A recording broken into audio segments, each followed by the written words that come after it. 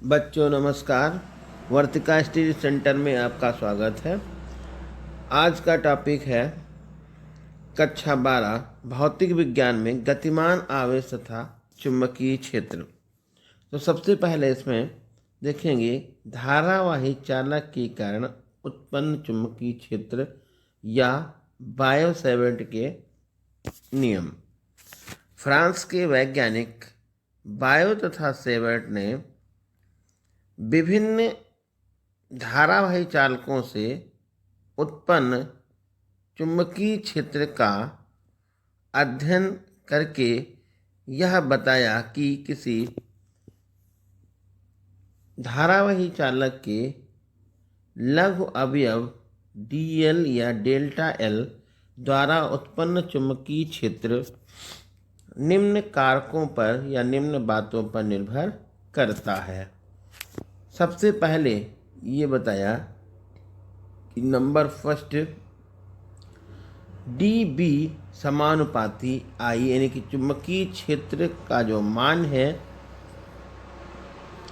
चालक खंड में बहने वाली धारा के अनुपाती। दूसरा dB समानुपाती dl यानी कि चालक खंड की लंबाई। तीसरा नंबर ये बताया यह अवयव की लंबाई तथा अवयव को बिंदु P को मिलाने वाली रेखा के बीच बनने वाला कोण थीटा की साइन यानी ज्या मीन साइन के अनुक्रमानुपाती होता है, यानी कि dB समानुपाती साइन थीटा। और चौथा नंबर बताया कि बिंदु P पर उत्पन्न चुंबकीय क्षेत्र अवयव dl तथा बिंदु P के बीच की दूरी के वर्ग के व्युत्क्रमानुपाती होता है। और ये देखिए यहाँ पे ये कोई अल्पांश दिया गया है dl, जिस इसमें धारा आई जा रही है। इससे r दूरी पर कोई बिंदु P है जहाँ पर चुंबकीय क्षेत्र का मान निकालना है। तो इन चारों पॉइंट को एक साथ में मिला दिया तो dB समानुपाती I डेल्टा L या dl sine theta upon r square. समानुपाती का निशान हटा गया तो यहाँ पर एक कांस्टेंट लगा दिया जाएगा म्यू नॉट अपान 4 पाई। तो फार्मूला बन गया dB equal mu naught upon 4 pi I dl sine theta upon r square. Mu naught का मान 4 पाई इंटू 10 की पावर -7 न्यूटन प्रति एम्पियर स्क्वायर या वेबर प्रति एम्पियर मीटर होता है। अगला क्वेश्चन है, इम्पॉर्टेंट प्रश्न है, ध्यान रखना है। म्यू नॉट यानी कि निर्वात की चुंबकशीलता एप्सिलॉन नॉट निर्वात की वैद्युतशीलता में क्या संबंध है। क्वेश्चन इस तरह से भी पूछा जा सकता है, म्यू नॉट तथा एप्सिलॉन नॉट में संबंध स्थापित कीजिए।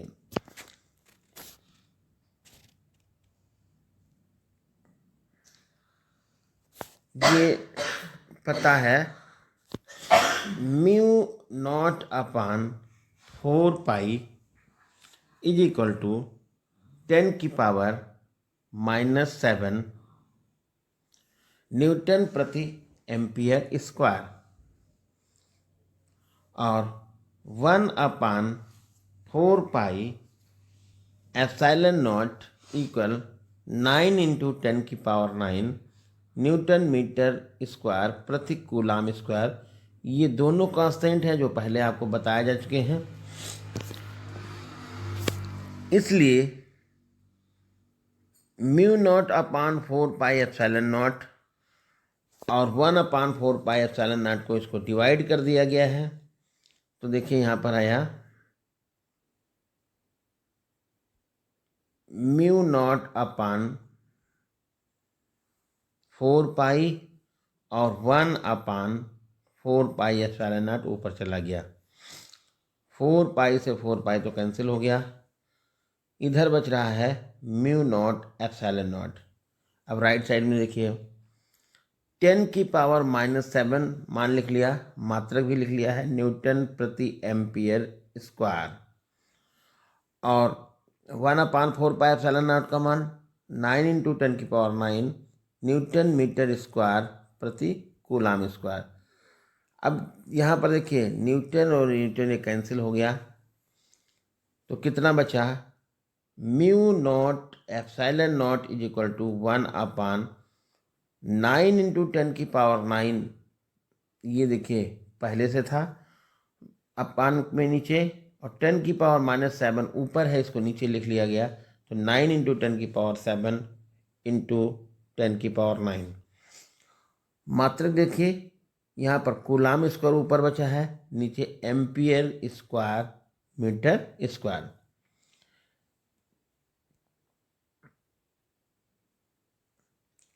अब आगे यहाँ पे म्यू नॉट एप्सिलॉन नॉट लिख लिया,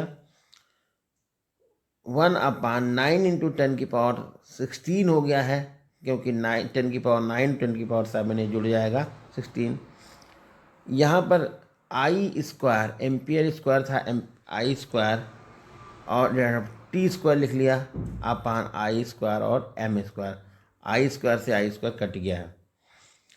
अब दोनों साइड वर्गमूल ले लेते हैं, तो ये अंडर रूट ले लिया है, तो कितना आएगा, म्यू नॉट एप्सिलॉन नॉट, इधर पूरे का रूट लगा दिया, तो यहाँ पर सेकंड स्क्वायर है और अपान मीटर स्क्वायर है।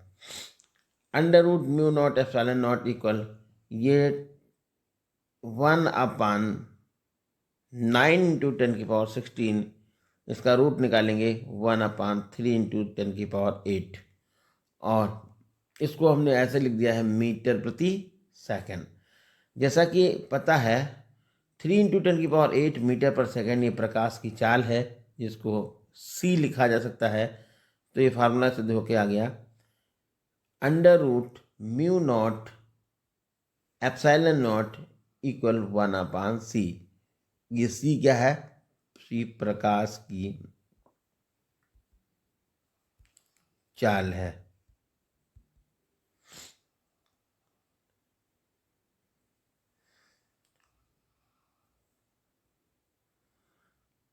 अगला टॉपिक है धारावाही चालक के कारण उत्पन्न चुंबकीय क्षेत्र की दिशा ज्ञात करने के नियम। धारावाही चालक के कारण चुंबकीय क्षेत्र की दिशा ज्ञात करने के 2 नियम यहाँ पे बताए हैं। पहला नियम है बाएं हाथ के हथेली का नियम, दूसरा है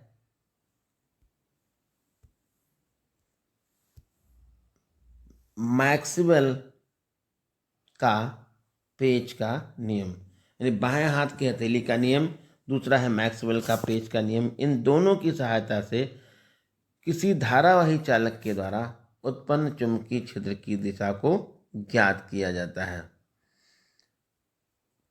अगला डेरिवेशन है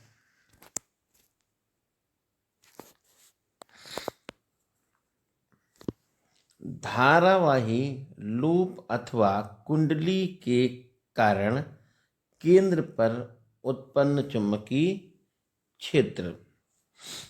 देखिए यहाँ पर ये कोई चालक तार ले लिया, जिसकी त्रिज्या को a बता दिया है, यानी इसको वृत्त में ऐसे मोड़ दिया है, और इसमें I धारा को प्रवाहित किया गया है, I धारा इसमें ऐसे दिखाई गई है। तो इसके वजह से बिंदु O पर चुंबकीय क्षेत्र का मान निकालना है। तो यहाँ पर इस परिधि पर एक थोड़ा सा हिस्सा ले लिया गया, जिसको हम क्षेत्रफल ये अवयव कहेंगे, पार्ट हिस्सा है, जिसका नाम दिया गया है डेल्टा L। तो इस डेल्टा L की वजह से बिंदु O पर उत्पन्न चुंबकीय क्षेत्र का मान ज्ञात करना है। तो बायो-सेवर्ट का नियम लगा दिया। बायो-सेवर्ट का नियम ये बताता है dB equal mu naught upon 4 pi I delta L sine theta upon, यहाँ पर A लिखेंगे क्योंकि त्रिज्या को A माना गया है, A square sine theta, theta की वैल्यू 90 होगी क्योंकि यहाँ पर ये ऐसे परिधि दिखाई है और ये परिधि पर का ही अवयव लिया गया है डेल्टा एल। तो ये जो डेल्टा एल है अवयव है इस त्रिज्या के साथ में कोण 90 अंश का बनाएगा। तो इसलिए D B equal mu naught upon 4 pi I delta L upon R square, क्योंकि साइन 90 की वैल्यू 1 होती है। अब संपूर्ण कुंडली के कारण उत्पन्न चुंबकीय क्षेत्र, तो पूरी कॉइल के कारण, तो यहाँ पर देखिए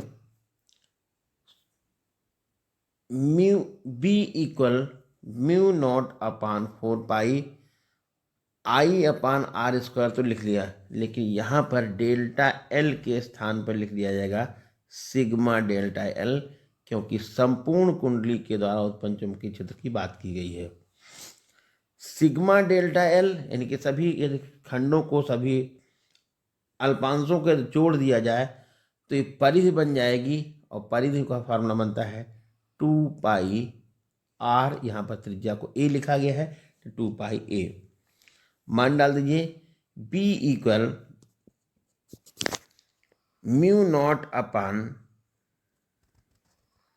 4 pi I upon A square और सिग्मा डेल्टा एल के स्थान पे मान डाल दिया गया है 2 पाई A से स्क्वायर कट गया, पाई से पाई कट गया, 2 से 4 कट गया, तो फार्मूला बन गया B equal mu naught upon 2 I upon A। तो ये आपको फार्मूला मालूम हो गया किसी वृत्ताकार धारा लूप या कुंडली के कारण केंद्र पर उत्पन्न चुंबकीय क्षेत्र। अगला टॉपिक है एम्पियर का परिपथीय नियम। किसी बंद परिपथ की सीमा के अनुदिश चुंबकीय क्षेत्र B का रेखीय समाकलन पथ द्वारा घिरी नेट धारा I का म्यू नॉट गुना होता है। तो रेखीय समाकलन B vector into DL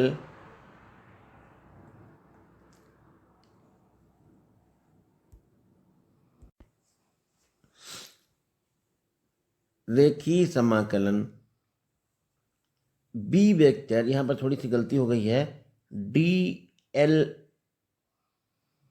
vector is equal to mu naught into I।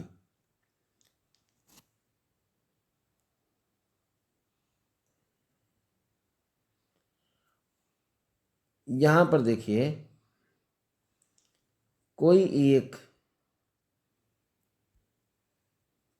कागज के तल के लंबवत तार ले लिया X और Y, जिसमें धारा I नीचे से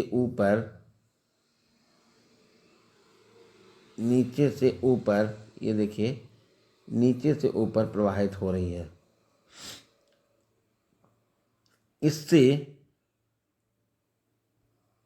यहाँ पर R दूरी पर कोई बिंदु P है जहाँ पर चुंबकीय क्षेत्र का मान निकालना है।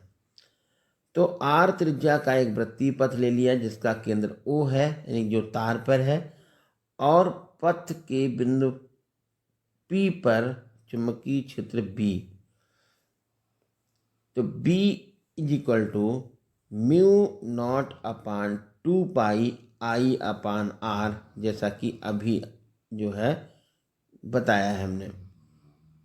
वृत्तीय पथ के प्रत्येक बिंदु पर चुंबकीय क्षेत्र बी की दिशा व dl वेक्टर की दिशा एक ही होगी। जरा ध्यान दीजिएगा कि धारावाही तारक के कारण उत्पन्न चुंबकीय क्षेत्र का जो डायरेक्शन होगा वो बी की जो दिशा होगी और dl वेक्टर की दिशा ये एक ही होगी। इसको चाहे मैक्सवेल के नियम से देख लें या बाएं हाथ के नियम से देखें। तो यहाँ पर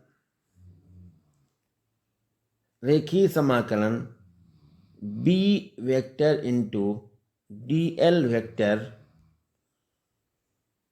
इक्वल, ये देखिए b इंटू डी वेक्टर को b into D L into cos theta, यानी a vector dot b vector को a b कॉस थीटा लिखा जाता है। दोनों के बीच में यहाँ पर थीटा की वैल्यू कितनी है, 0 है, तो कॉस 0 का मान 1 हो जाएगा। तो ये हो जाएगा रेखीय समाकलन of b into D L vector is equal to, ये हो जाएगा आपका b इंटू डी एल। इसमें देखिए b कांस्टेंट है, कांस्टेंट को बाहर निकाल लिया है, और रेखीय समाकलन यहाँ पर आपने dl का लिखा है, तो dl का रेखीय समाकलन नहीं कि परिध हो जाएगा 2πr के। अब b की वैल्यू μ0/2πi/r हमने लिख लिया और dl के स्थान पे 2πr कर लिया, r से r कट गया, 2π से 2π कट गया, तो ये आपको पता चल गया म्यू नॉट इंटू आई। इसमें देखिए ये b बाहर ऐसे कर दिया गया है, तो ये हो गया म्यू नॉट इंटू आई।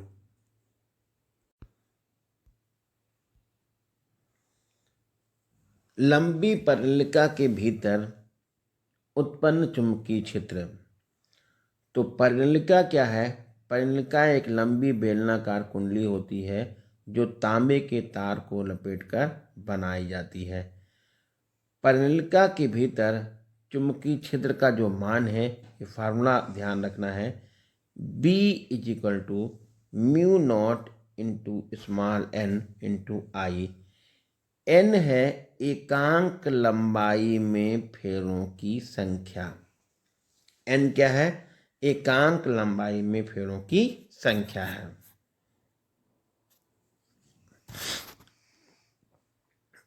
अगला टॉपिक है चुंबकीय क्षेत्र में गतिमान आवेश पर लगने वाला बल। यदि कोई q आवेशित कण एक समान चुंबकीय क्षेत्र में गति कर रहा है तो इस पर एक बल आरोपित होता है और इस बल को लॉरेंज बल कहते हैं, और इसका जो मान होता है F is equal to Q V B sine theta. F is equal to Q V B sine theta.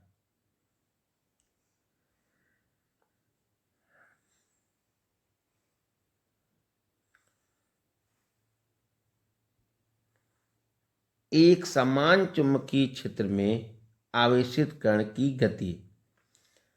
जब आवेशित कण चुंबकीय क्षेत्र में क्षेत्र के समांतर गति करता है, समांतर प्रवेश करता है, तो उस पर लगने वाला बल 0 हो जाता है, यानी कि वो उसी दिशा में सीधा चला जाएगा।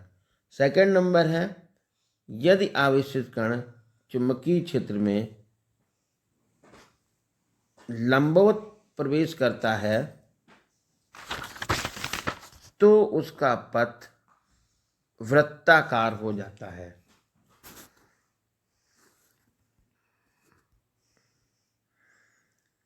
और इस कंडीशन में यदि कोई वस्तु वृत्त में गति करती है तो उस पर अभिकेंद्र बल कार्य करता है और उसका फार्मूला बनता है F is equal to mv² upon r। और उस आवेशित कण पर बल लगेगा कितना, F is equal to QVB। दोनों को इक्वल कर दिया तो QVB is equal to mv² upon r। v square से v कैंसिल कर दिया गया है तो r is equal to mv upon q into b।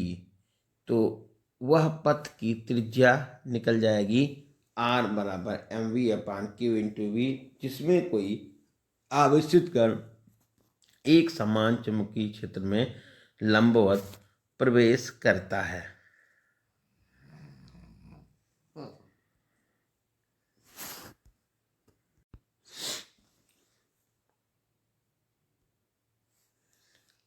अगला डेरिवेशन है गतिमान आवेश पर लगने वाले बल के आधार पर चुंबकीय क्षेत्र में स्थित, थोड़ा सा गलत लिखा है, स्थित धारावाही चालक पर लगने वाले बल की व्याख्या।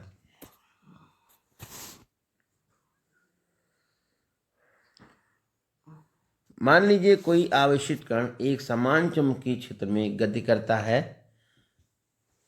तो उस पर एक बल आरोपित होगा।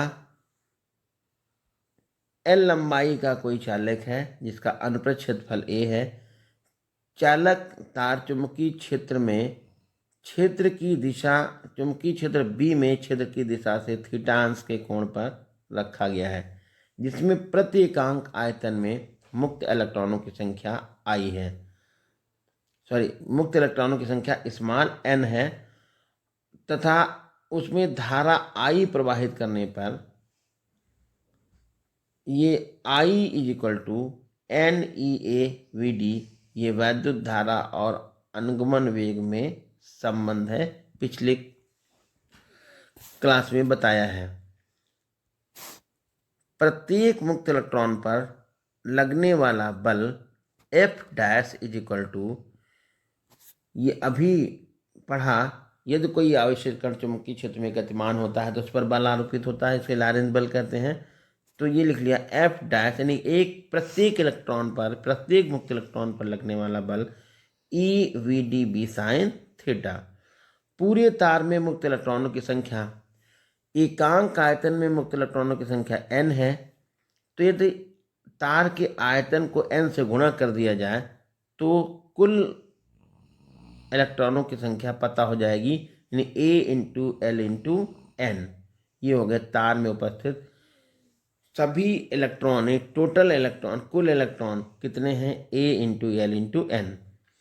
इसलिए पूरे तार पर लगने वाला बल, एक इलेक्ट्रॉन पर लगने वाला बल F' के रूप में पता हो गया है, और इलेक्ट्रॉनों की संख्या आपको ALN के रूप में मालूम है।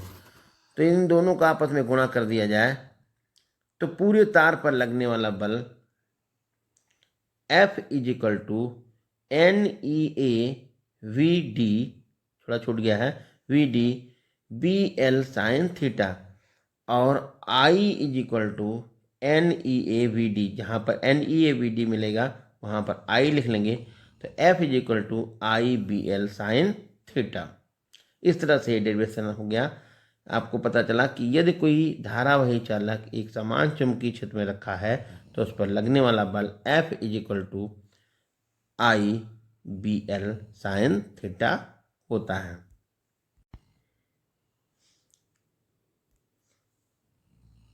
दो समांतर धारावाही चालकों के बीच लगने वाला बल। मान लीजिए दो समांतर धारावाही चालक जिनके बीच की दूरी r है और इनमें I1 और I2 धारा एक ही दिशा में प्रवाहित हो रही है। तो पहले चालक तार के कारण दूसरे चालक तार पर उत्पन्न चुंबकीय क्षेत्र, देखिए यहाँ पर दो चालक के दिखाए गए हैं, एक है P1 दूसरा P2, ये समांतर रखे गए हैं। इनके बीच की दूरी को R बताया गया है। एक में धारा I1 है, दूसरे में I2 है। तो पहले चालक तार में I1 धारा प्रवाहित हो रही है, तो दूसरे तार पर उत्पन्न चुंबकीय क्षेत्र B1 बराबर लिखा mu naught upon 2 pi I1 अपान R। इसलिए दूसरे तार पर लगने वाला बल कितना हो जाएगा, F2 is equal to I2 B1 L sine theta. F2 is equal to I2 के स्थान पे तो I2 ही लिख लिया है। B1 की वैल्यू म्यू 0 अपान 2 पाई I1 अपान R, म्यू 0 अपान 2 पाई I1 अपान R। L तो L लिख लिया गया, साइन 90 लिख दिया गया है, साइन 90 का मान 1 हो गया। तो F2 is equal to mu naught upon 2 pi I1 I2 upon R into L। तो दूसरे तार पर लगने वाला बल पता चल गया है। अब इसी प्रकार दूसरे चालक तार के कारण पहले चालक तार पर लगने वाला बल F यहाँ पर 1 लिख लीजिए, म्यू 0 अपान 2 pi I1 I2 upon R into L।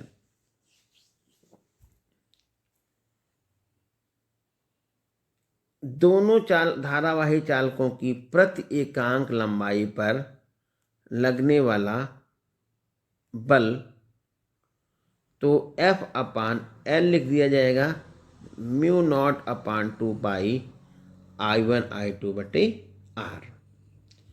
तो यदि दो समांतर धारावाही चालकों के बीच में I1 और I2 धारा प्रवाहित होती है तो उनकी प्रति एकांक लंबाई पर लगने वाला बल F अपान L equal mu naught upon 2 pi I1 I2 upon R। यहाँ पर दो बातें ध्यान रखना है। पहला है, यदि चालकों में धारा एक ही दिशा में है तो उनके बीच आकर्षण बल लगेगा। आकर्षण बल कैसे लगेगा, ये बाएं हाथ के नियम से आप पता करेंगे।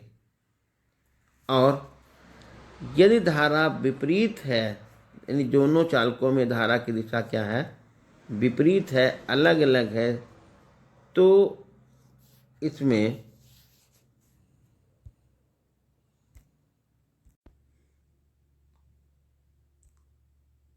यदि चालकों में धारा की दिशा एक ही है तो इनके बीच में आकर्षण बल लगेगा, और यदि धारा की दिशा विपरीत है तो इन चालकों के बीच में प्रतिकर्षण बल लगेगा।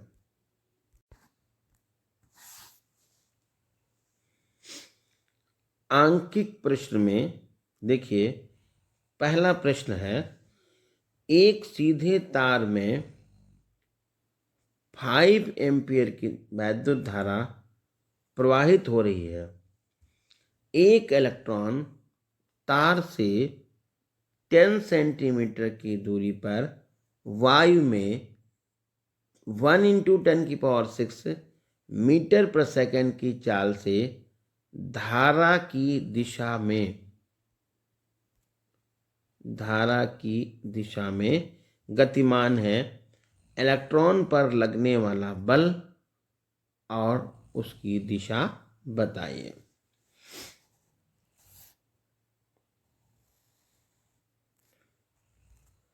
तो सीधे लंबे तार से 10 सेंटीमीटर की दूरी पर चुंबकीय क्षेत्र कितना उत्पन्न होगा। Formula V is equal to mu naught upon 2 pi I1 या I upon R। Mu naught upon 2 pi के स्थान पे 2 × 10⁻⁷ I का मान लिख दिया गया है, और R का मान है 10 सेंटीमीटर, इसको मीटर में कन्वर्ट कर लिया है, 10 × 10⁻² मीटर।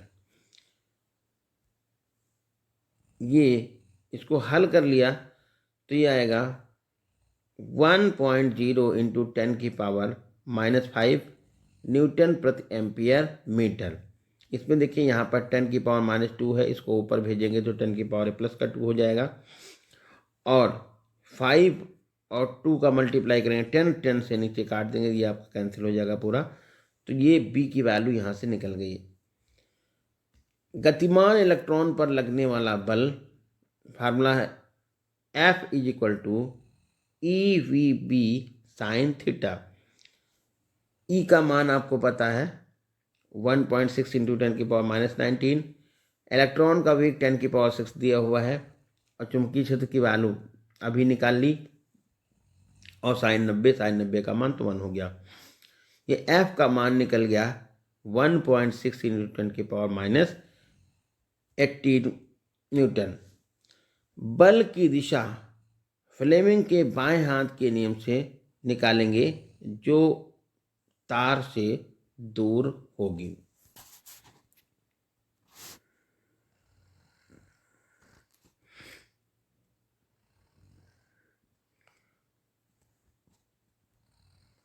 अगला क्वेश्चन है 20 सेंटीमीटर त्रिज्या के वृत्ताकार लूप में 4 एम्पीयर की धारा प्रवाहित हो रही है। केंद्र पर उत्पन्न चुंबकीय क्षेत्र का मान बताइए। त्रिज्या है 20 सेंटीमीटर, धारा है I = 4 एम्पीयर, और B आपको निकालना है। ये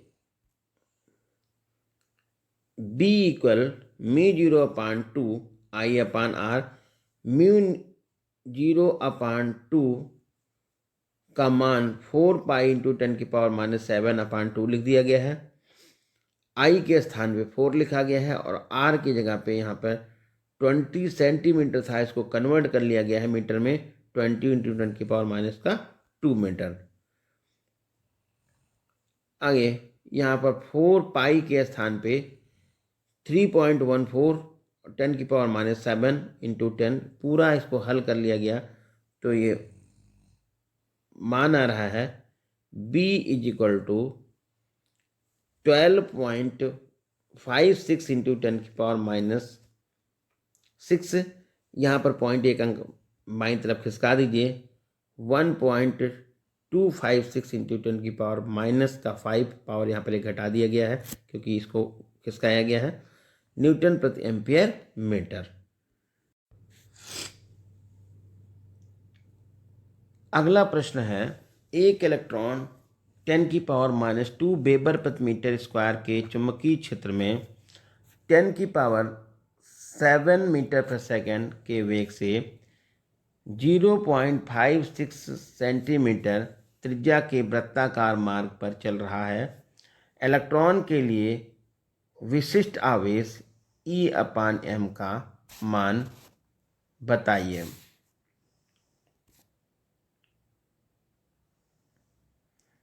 B का मान दिया हुआ है 10⁻² वेबर प्रति metre square.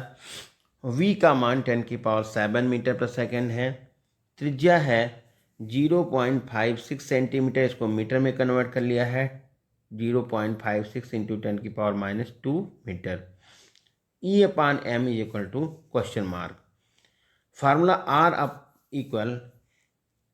m × V/E × B, cross गुणा कर लिया, EBR = m × V। E/m निकालना था तो E इधर है, m इधर से ले आया, तो E/m = V/B × R। E/m V का मान 10⁻7 लिखा, B की वैल्यू 10⁻² लिखा, और R का मान है 0.56 × 10⁻²। पॉइंट यहाँ से हटा दिया है, ऊपर 100 कर दिया गया, तो ये देखिए 100/56 बिल्कुल अलग कर लिया। 10⁻7 यहाँ पर गया, और 10⁻² नीचे से ऊपर जाएगा, तो यहाँ ऐसे लिख लिया है, 10⁻² यहाँ जाएगा। तो अब यहाँ पर जब इसको हल करेंगे तो ये 1.785 × 10⁻11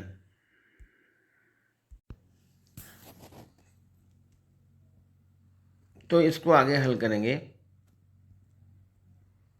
तो 1.785 इंटू 10⁻11 कूलाम प्रति किलोग्राम।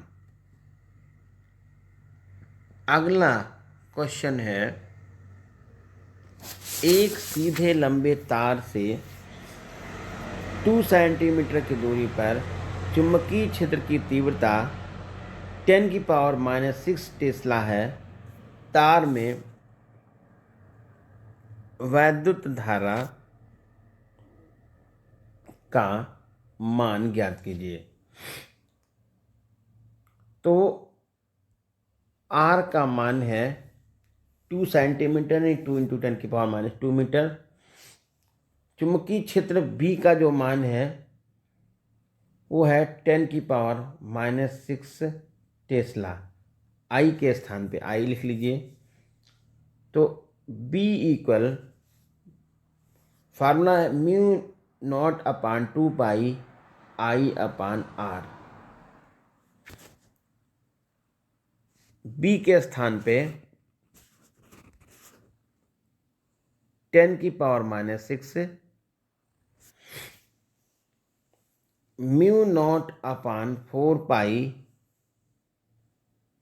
μ0/2 I/R। तो यहाँ पर 4 लिख दिया है और 10⁻⁻7 हो गया। I/R की जगह पे 2 इंटू 10⁻²। इसको कैलकुलेट करके ये I की वैल्यू निकाल ली,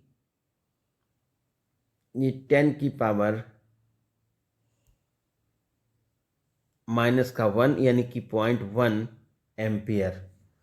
तो इस तरह से ये आज का सेशन ख़त्म हुआ है और उम्मीद है कि आप लोगों को इससे थोड़ा सा लाभ मिला होगा।